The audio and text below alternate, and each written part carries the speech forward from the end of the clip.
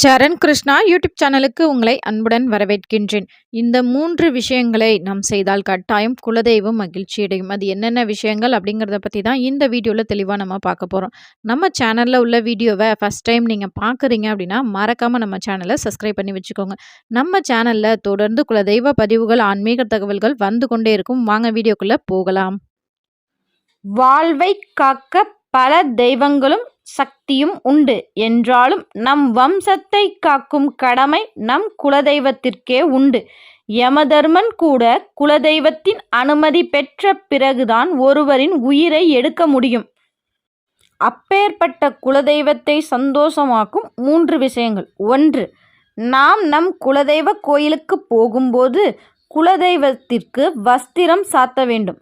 அதாவது ஆண் தெய்வம் என்றால் வேஷ்டி துண்டு, பெண் தெய்வம் என்றால் புடவை சாத்த வேண்டும். தீபாவளி பொங்கலுக்கு நம் வீட்டில் புது துணி வாங்குவோம். நமக்கு புது துணி வாங்கும்போது என்ன மகிழ்ச்சி கிடைக்கின்றதோ அதேபோல் வருட திருவிழாவில் குலதெய்வத்திற்கு வஸ்திரம் சாற்றும் போது குலதெய்வம் மகிழ்ச்சி அடையும். ஷார்ட்ஸில் என்னால் இவ்வளோ தான் சொல்ல முடிஞ்சது. ஃபுல் வீடியோ லிங்க் கீழே உள்ள ப்ளே பட்டனில் இருக்குது. பார்த்து பயன்பெறுங்கள். நன்றி, வணக்கம்.